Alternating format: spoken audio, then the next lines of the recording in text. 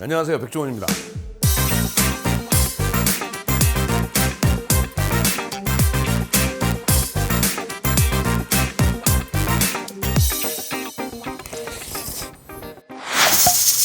자, 이번에는 간단 버전. 아마 이렇게 하시면 전혀 문제 없을 겁니다. 그래서 두 가지 버전으로 알려드릴게요. 하나는 먼저 당면을 삶아놨어요. 당면 삶아서 이렇게 해서 아까하고 똑같이 가위로, 하나는 당면 그대로 있고, 두 가지, 다 두 세트입니다.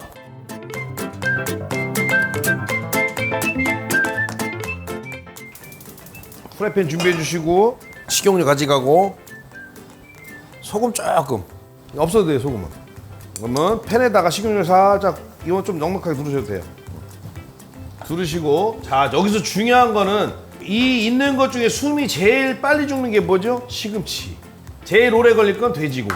그 다음엔 양파하고 당근, 목이버섯은 아무 때나 넣어도 상관없는 거, 대파가 나중에. 그러면 순서가 제일 먼저 돼지고기.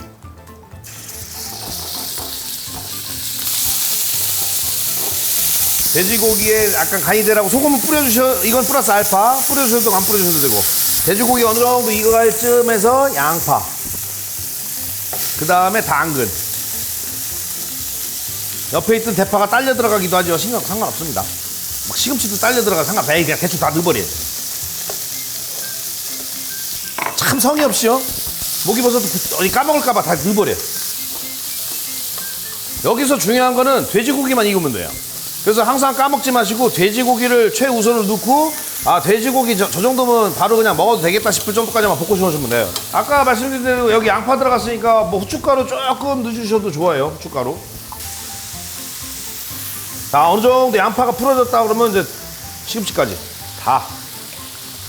이런 표현이 좋진 않지만 때려 넣으세요. 요 정도. 이거 몇 번 해보시면 알아요. 시금치가 죽을락 말락, 숨이 죽을까 말까 막 이럴 때 있어요. 아, 이 정도면 죽겠는데 할 때 끝나시면 돼요. 끝. 그러고 나서서 접시나 쟁반에다가 펼치세요. 이러면 알아서 지가 숨이 죽어요. 식으면서. 이거는 너무 식힐 필요도 없어. 잡채라고 무조건 작게 먹는 건 아니니까. 자, 그 다음에 뭐게? 그냥 무치면 돼요. 네. 아까 삶아놨던 당면, 이거 넣고 양념 넣고, 간마늘, 설탕, 간장, 소금 이래놓고 당면을 한번 미리미리 주물러 놓으세요. 그 다음에 이거. 뜨거. 그냥 묻혀서 내셔도 되고, 아까 한 대로 만약에 집에 우두유 같은 거 좀 사놓은 거 있으면, 아니면 캐러멜 좀 사놓은 거 있으면 조금 살짝만. 마지막에 참기름.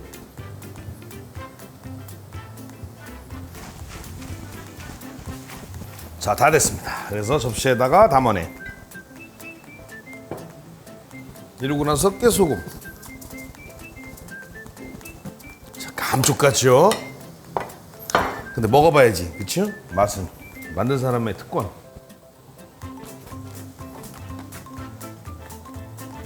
이거 맛있어. 네? 이건 빠른 거 똑같아요. 자, 이번에는 건식이 있으면 습식이 있죠. 또 다른 방법. 자, 당면부터 삶습니다.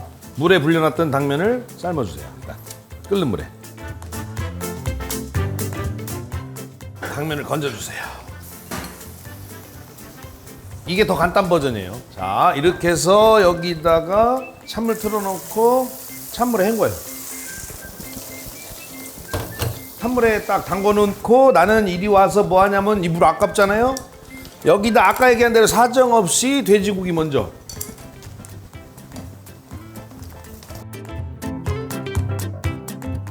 그 다음에 목이버섯 같은 거 그냥 넣으셔도 돼요. 지금 이 알려드리는 방법은 보통 대량 그냥 한꺼번에 막 100인분, 200인분 할 때 단체 급식에서 많이 쓰는 방법이에요. 제가 썼었어요. 이거 누구한테 배운 게 아니라. 자, 이렇게 하셔갖고 다 집어넣으시면 돼요. 여기다. 이거 너무 오래 끓일 필요 없습니다. 이거 살짝 데쳐지면 다 끝납니다. 볶는 것보다 훨씬 빨라요, 이게. 자, 그 다음에 시금치. 채 갖고 와야죠, 채. 자, 이거는 바로 건지셔야 돼요.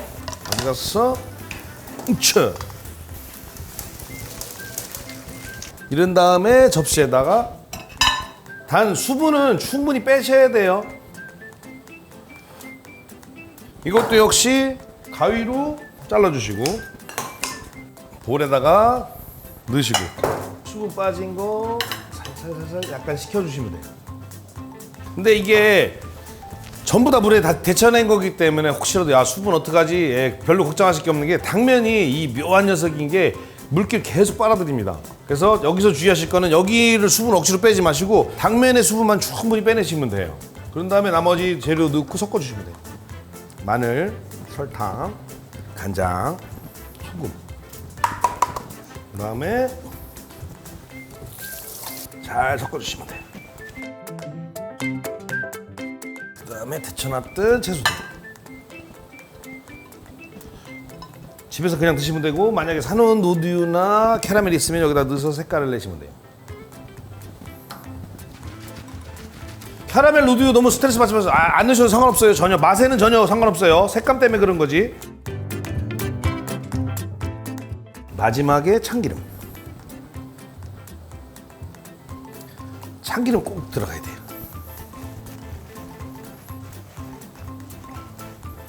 그다음에 만든 사람의 특권을 한번 누리고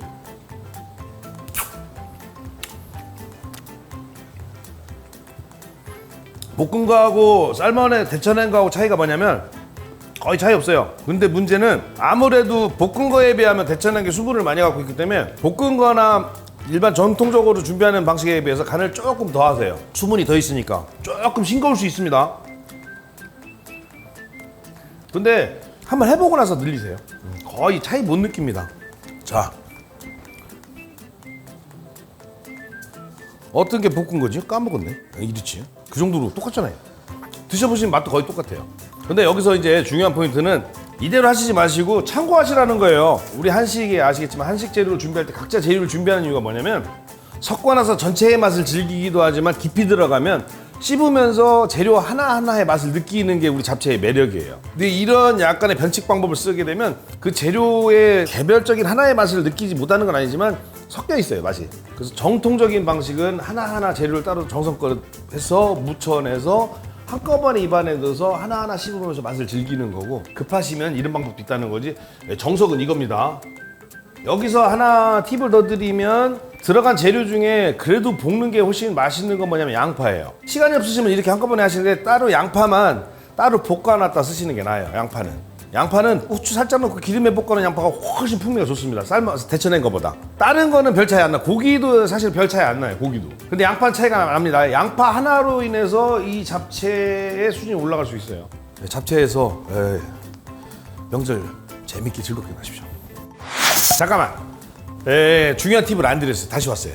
잡채 할 땐 좋았지만 대부분 잡채 먹다 남잖아요. 그렇죠? 설정을 약간 하면 어제 만든 잡채. 뭘 어제 조금 아까 만들었는데 잡채를 냉장고에 이렇게 보통 갖고 있죠. 이걸 데워 먹으려는 것도 일인데 별건 아니에요. 근데 아마 아시는 분 아시겠지만 아이고 모르시는 분 때문에 혹시 설명드리면 이거 전자레인지에 데워도 그렇고 꺼내서 지금은 방금 한 거지만 이 먹어보면 뭐가 문제냐면 당면 굳으면 되게 맛없어요.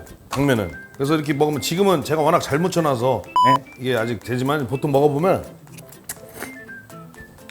고기나 채소들은 그런 대로 먹을 수 있는데 당면이 되게 딱딱해져요. 그래서 일단은 맛있게 드시는 법 하나 알려드리면 전 사실 잡채 이렇게 해서 먹으려고 냉동실에 많이 넣어요. 냉장고에. 파를 좀 준비하세요. 없으면 안 써도 돼요. 파 좀 썰어서 프라이팬에 맞습니다. 파기름. 기름 좀 조금만, 너무 많이 하지 마세요. 살짝만. 기름에 파를 볶아서 파가 약간 살짝 노릇해지려고 할 때 요게 파기름이 나온 상태거든요. 그때 딱 근데 지금은 넣은 지 얼마 안 돼서 이렇지만 진짜로 딱딱한 도시락처럼 나오잖아요. 그거를 억지로 하시지 마시고 지금 되지만 그때 요령이 뭐냐면 물 그냥 볶는 게 아닙니다. 물을 쑥 부으세요. 그러면 잘 풀어집니다. 이러면서 참기름 살짝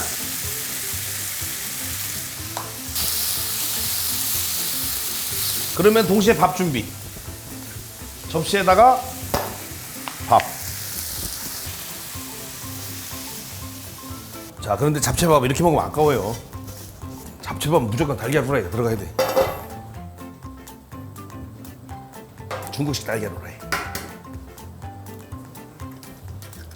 노른자에 소금 살짝 뿌려주시고 한쪽으로 몰아서 이렇게 이거 아시죠? 이렇게.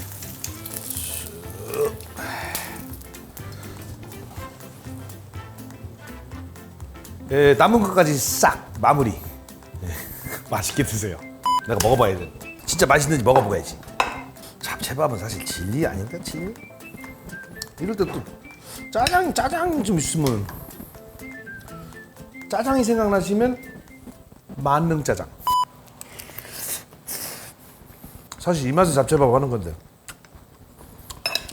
이거 데울 때 간장 좀 넣으셔도 돼요. 밥에 올리는 거니까.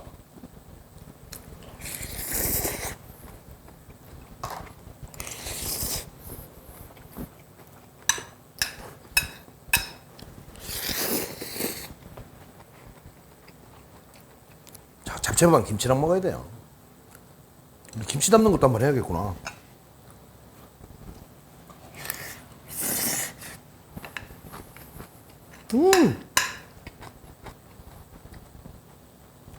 맛있게 드세요.